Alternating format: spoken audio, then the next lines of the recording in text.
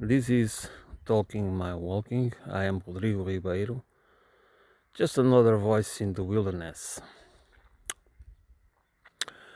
Uh, Today I'm going to talk about why do we miss the systemic structural roots of most of the problems that affect our lives.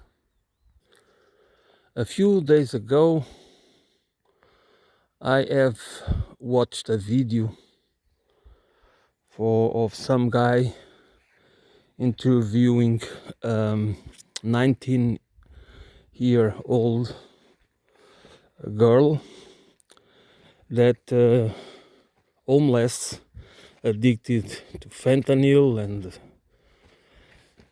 and you know she had problems. The parents were separated. She could not get along with them, so she had problems at school. All these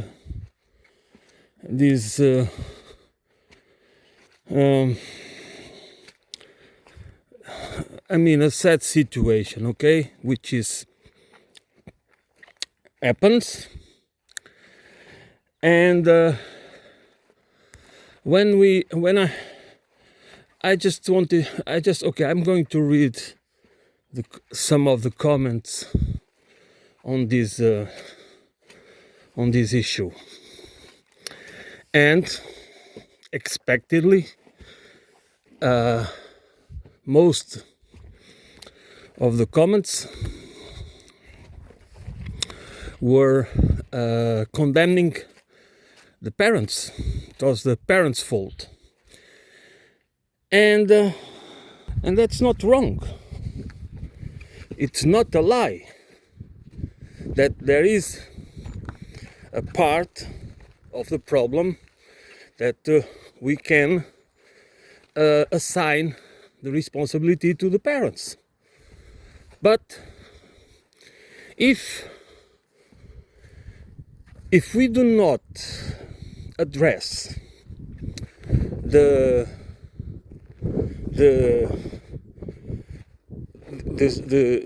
systemic, the societal, the economic, the cultural, which means the structural and that exist, and where people have to survive in conditions that take a huge psychological and emotional toll on all of us. And if we do not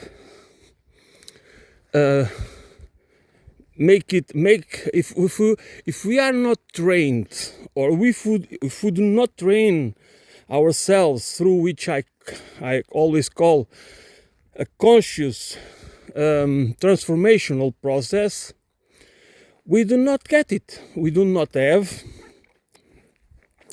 acquire and develop an analysis, an holistic analysis, and that we can understand the problems as systemic and structural. That the roots of them are structural, are systemic. And if we do not have the ability to develop these lenses, we always miss the point, and we blame, or we put the blame, or we put most of the blame in people that actually they are also victims. This is true for almost all problems that we face. We are conditioned to blame the victims, And the victims themselves are conditioned to perceive themselves as culprits. And this is not only sad, this is pernicious, this is evil, because it just benefits the ones that actually are the perpetrators. Because there is people behind the way society works, the way the institutions are designed. And that is what we need to understand. If we care about the well-being of all of us. Because again, if we do not understand that well-being of us individually depends on the well-being of the collective, we don't understand what a society is for. We don't live in a socio-cultural void, and political and economic. And this is an artificial, a manufactured environment. This is not, we take it, we perceive it as natural, because that's where we live. That's our environment. But it is not. And if we have participated so little in the making of it, okay, most of organizations and institutions and corporations and governments, even for those of us that believe that we live in democracies, that we choose our leaders. We do choose our leaders to a certain extent, but we only choose leaders that have previously been selected. Not everybody can have the chance to be eligible before being selected. So whatever form of selection, there are many ways to do it. The fact is that we do not participate in most of what really matters for the making of society, for the functioning of society. And that means we do not, we are divided and tribalized. We belong to teams A, B, or C, or whatever, and ideology plays a bigger role than it should. It's not because ideas matter, values matter, principles matter, of course, but when ideology makes becomes more relevant than the core principles, which should be always, I mean, in my opinion, the core principles need to be short on truth, justice, and trust. This is where the core principles need to be anchored. Not in some, it is, I mean, it is difficult, but it is not impossible that we have to fall for that would be, in order to belong to a certain group, we need to become an adversary of other groups, to compete for political power, or for economic power, or for social or cultural power. We don't need that, and we can overcome that. We can. what the problem is in the circumstances of a society that is designed and built and organized to polarize us, to tribalize us, to atomize us. It's very difficult that we are basically, what rules our life is commodification and convenience.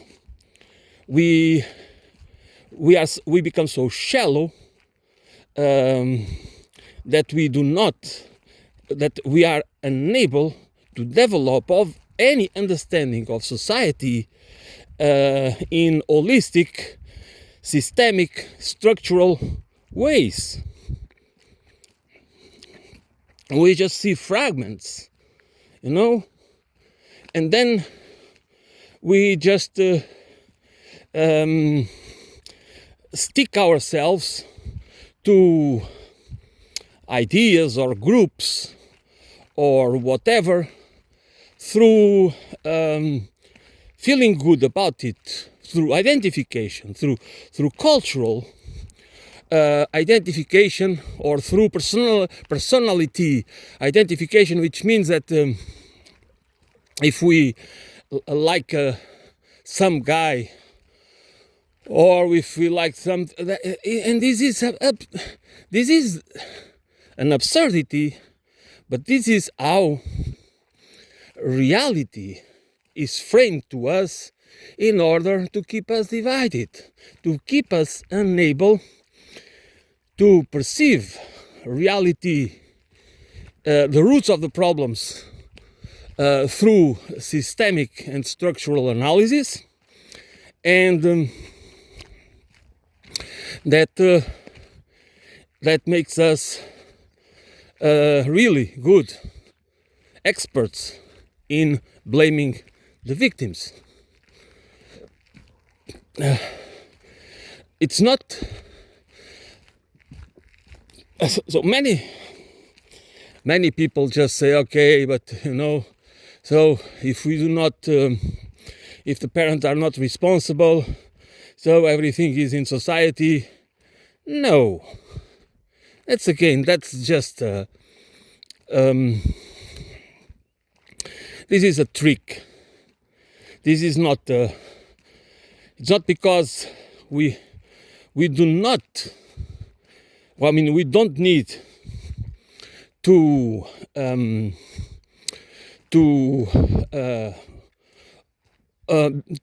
not make parents accountable for their share of responsibility.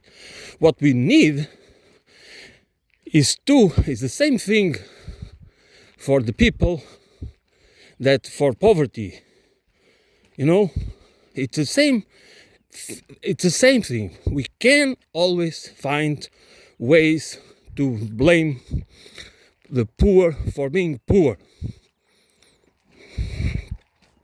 and we can always do the opposite by describing the rich as meritocratic, as if every bit of wealth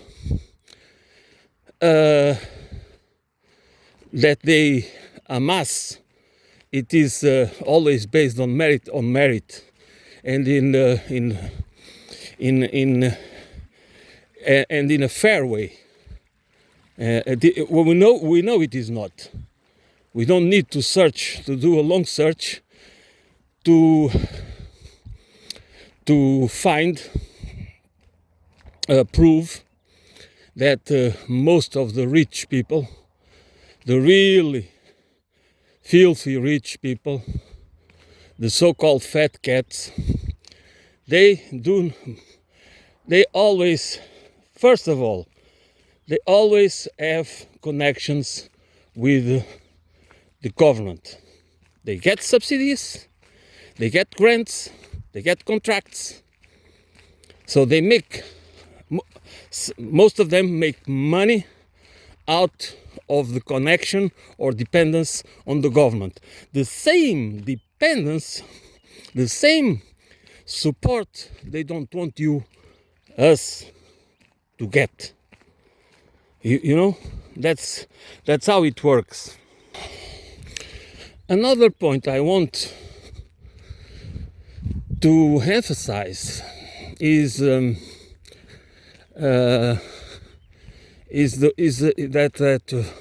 that also frustrates me is when people, and it happens a lot, and people talk about the invasions and interventions and regime change operations that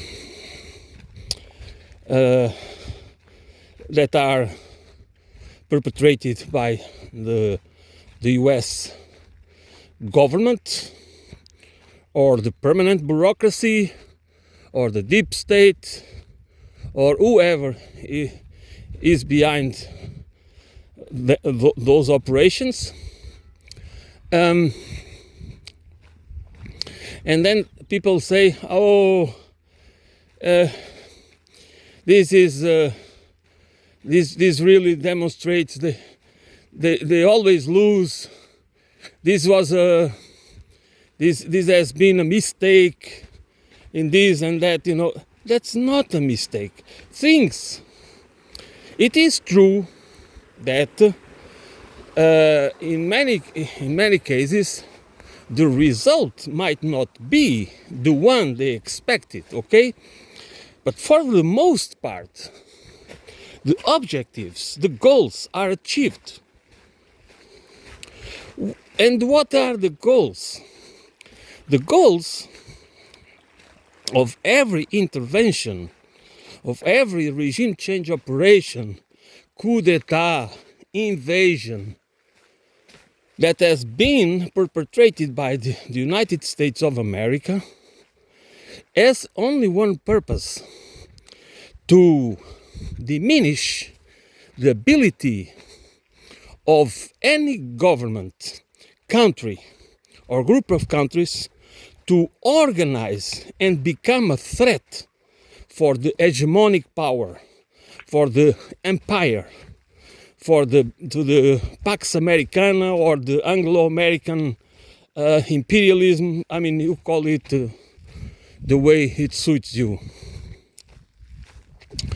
And this is, again, another mistake, another failure of understanding the issues through the lenses of to understand the roots through the lenses of systemic, structural, holistic understanding, analysis.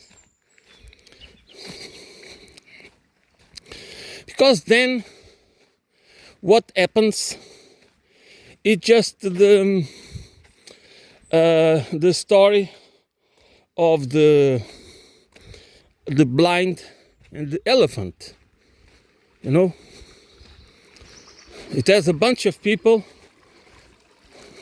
talking about a subject, an issue, a problem, and they compete with each other because they have opinions, they have visions, and they can be very aggressive, and they can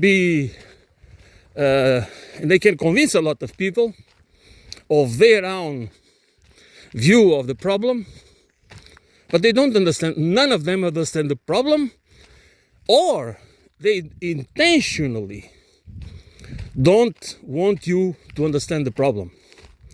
That's the part that you need to understand, that there is a lot of what's going on in the media world, which can be legacy media, can be all the cultural ways of propagate what I don't want to call it knowledge, but it's misinformation for the most part. And social media and all the means is people that have agendas.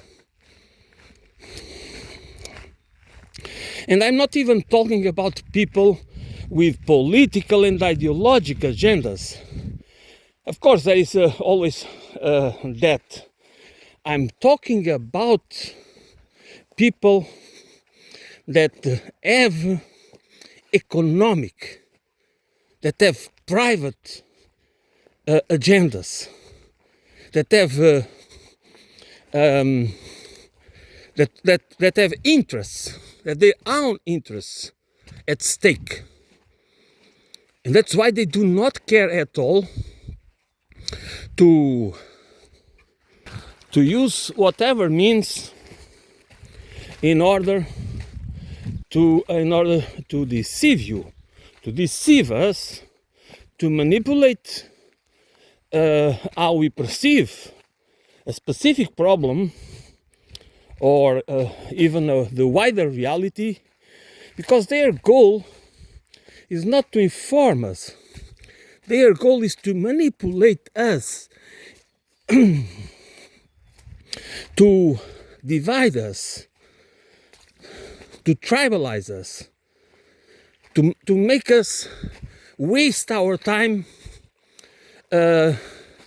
being emotionally involved with certain specific issues that do not allow us to build, to develop a comprehensive understanding of the reality through, again, the pursuit of the understanding of the structural, systemic roots of the problems. Because we need to do it. If we allow ourselves to be instrumentalized, and again I'm going to tell you that we are never completely free of instrumentalization and indoctrination, and we need to be aware of that. But we can avoid becoming dependent or becoming subservient to the people or groups or organizations that do instrumentalize us without we believing that we are being instrumentalized or noticing that we are being instrumentalized. And then we just do the bidding for people and groups and organizations and political parties that do not care at all about our well-being. And that happens in a daily basis, I would say with most of us. This is how we end up defending and supporting the perpetrators, the ones that benefit with the unnecessary suffering of millions of people.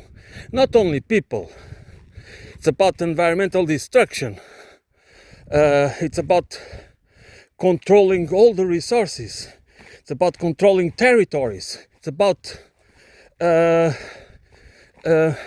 making life miserable for hundreds of thousands and millions of people everywhere around the globe.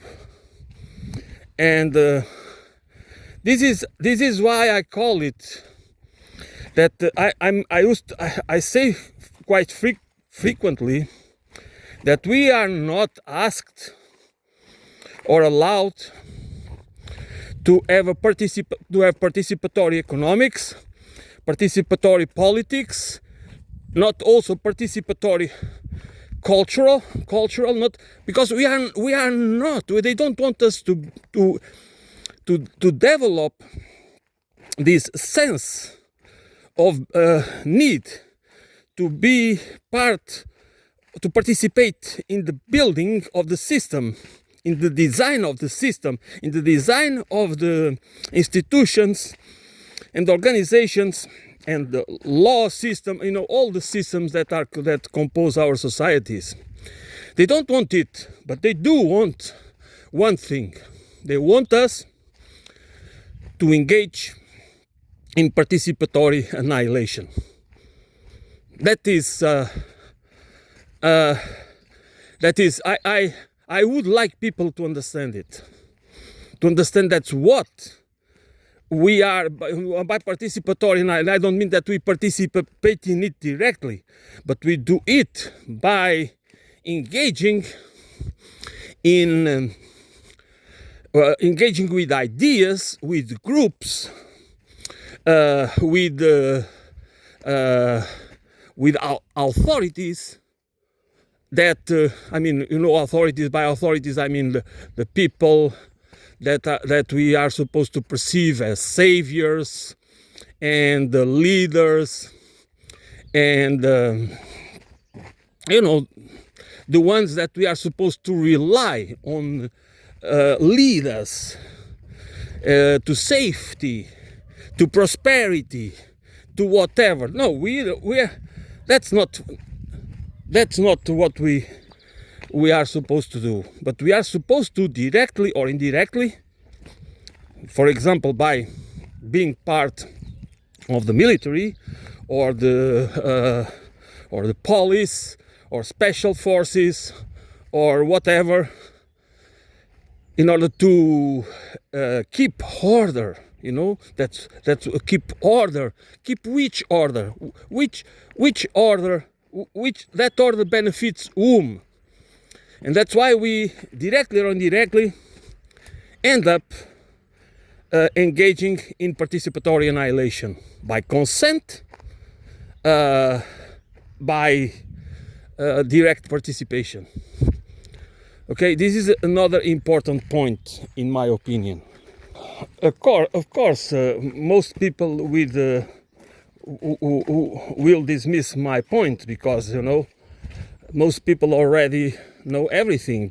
They don't need. Unfortunately, I don't know if it's most people, but a lot of people already know everything before doing any research.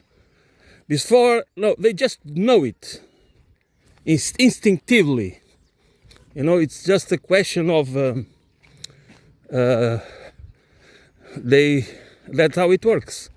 So we perceive ourselves as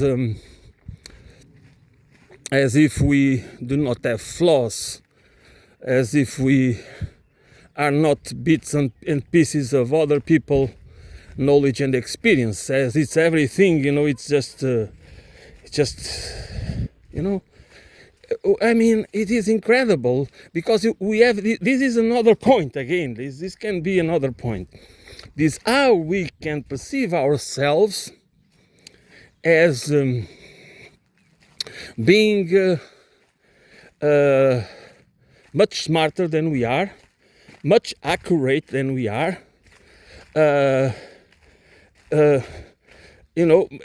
As when we, for the most part, do not even understand properly the human condition. And this is not just us.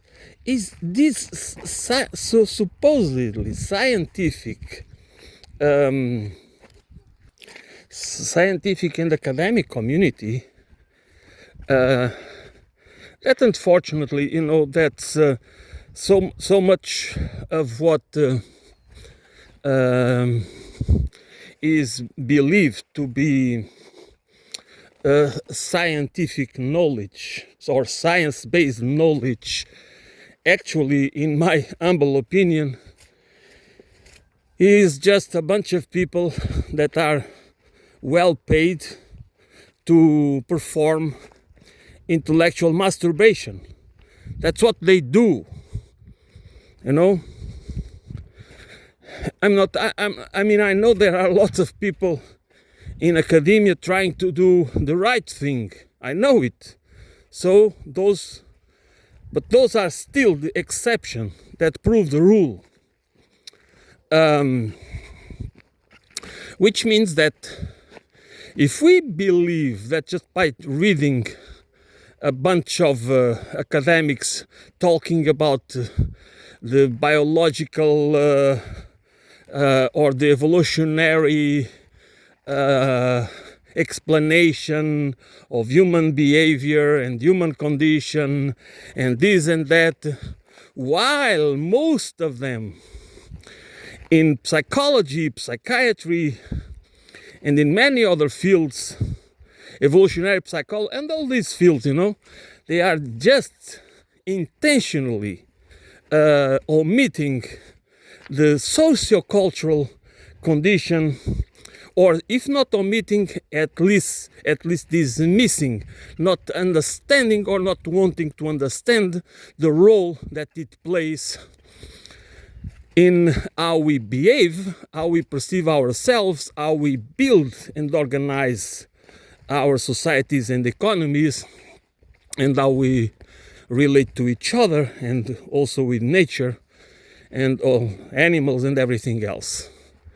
And so we do not have, if we want to rely on science to understand the human condition, I think you would learn more if you pay attention, if you engage in what I call, I mean, not me, I call, but I like to emphasize it, to engage in an analyzed life, okay, and also observe how people behave around you, how people, animals behave, and try to be honest, to have an honest intellectual analysis of it.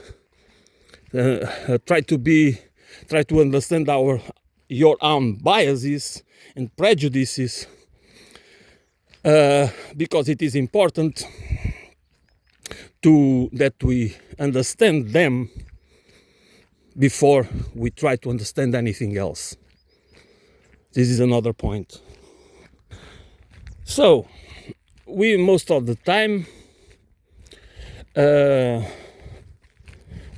we waste our time listening, discussing, engaging with talking points and ideas and narrative framing that do not help us at all to understand the systemic and structural roots of the problems.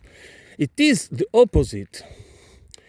It is just to distract us, to deceive, to divide, to tribalize. I mean, to do whatever is possible to keep us alienated and having a distorted view of our own condition and the reality. And, I mean, the socio-cultural reality that shapes, that is the environment to which we need to adapt. But that's not a natural environment. That is a manufactured environment. As poverty doesn't exist unless let me rephrase it. Poverty only exists when there is a system based on manufactured scarcity and the enclosure of the commons. What exists in natural conditions, it's cycles of scarcity and abundance, and animals as well as humans to adapt to live under those circumstances that are imposed by the natural environment, by the cycles of the seasons and other geological or atmospheric or other events that can occur and have a toll on our ability to find to satisfy our needs, our basic needs. And that's why poverty is not a natural phenomenon. It is a manufactured phenomenon. And again, for those who always say, for example, phrases like the rich are exploiting the poor, that is the wrong framing. The framing needs to be the rich create the poor, okay? As well as the rich, it doesn't need necessarily to be the rich directly. It is the system, the structures that exist that are designed to exploit, to make people go through hell as individuals in order to put food on the table and have a roof over their heads. Doesn't need necessarily to be a rich person doing it to you. It's a systemic, it's a structural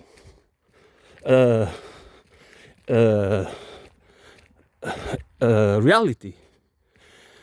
So, and then by framing, language framing and narrative framing and metaphors and all the rest, as well as logical fallacies, play a huge role in all of this.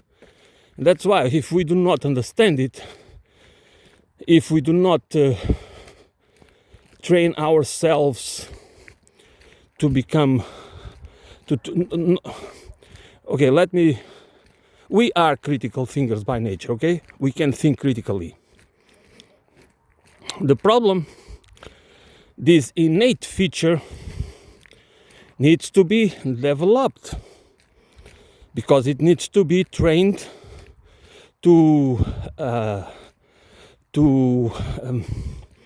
scrutinize a reality that is manufactured by people that have learned a lot about human nature, psychology, and how they use tools. And that's what so many science is about, to provide tools for them, for the public relations industry, for example, and for the cultural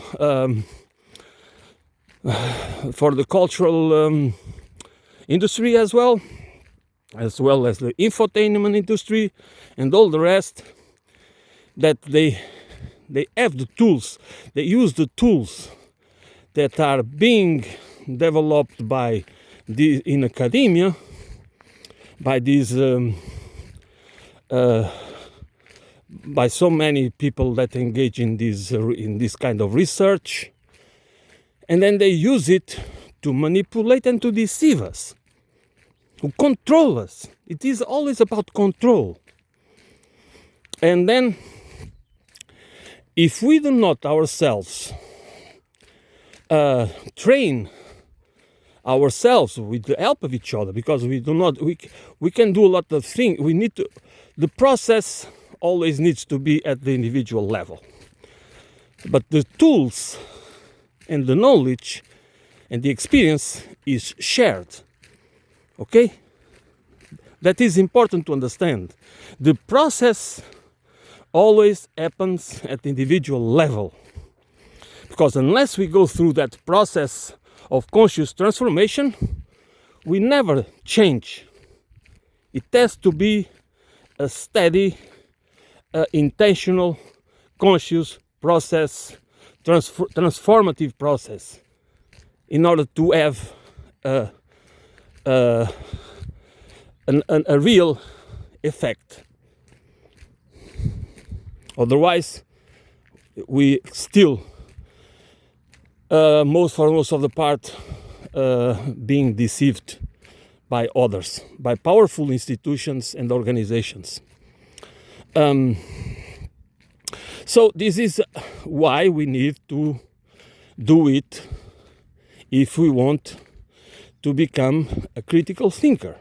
Because a critical thinker, or to engage in critical analysis and systemic critical analysis, we don't need to train it. It doesn't matter how smart you are. It's not about being smart.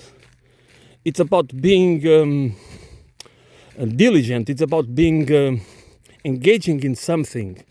Like the same is true for if you want to play piano, or if you want to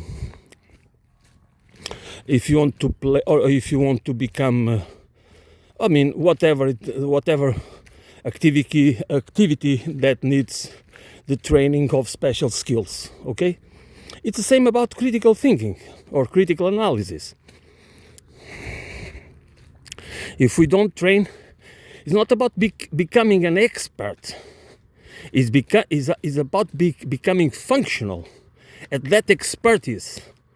Not all people that learn how to play piano become a special pianist, okay? A high-skilled pianist. But the ones that train enough, that are to take their task seriously, they will perform well enough. You know? And that's the same with all of us. We cannot, because we are not all equals in this question. We have different types of intelligence and temperament and personality. So therefore we don't need to become all experts in critical thinking. But we can become critical thinkers enough of develop our critical thinking skills in order to be able to have a critical analysis of what is going on inside us and outside us, because we need to understand both realities. And those both realities goes for the material, physical world, and also for the mythical, for the virtual, fictional world. I know there is a lot to discuss, but for today I'm going to end my monologue here.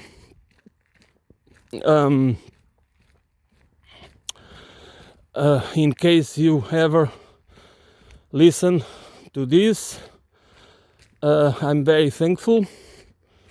I really appreciate it. It's not about me, it's about the ideas. It's about building together the cultural, how do we say it? Not only the cultural maturity, what is the word for it? I don't remember for now the word for it. Anyways, it's about building unity of an understanding of the human condition, the socio-cultural of the human condition, socio-cultural nature of the human condition, and because it's the only way, in my perspective, that we can build a movement, build for a humanized society, because we can do it. It's not out of reach. It's just we need to go to the basics again, to the drawing board, as they say, because we are operating in a deceitful operating system that is not by any means to help us to have a humanized life, to build meaning and respect life, respect the human dignity, but not only the human dignity, to respect the dignity of life and dignity and the very existence of all earth systems and everything in between. So thank you for listening.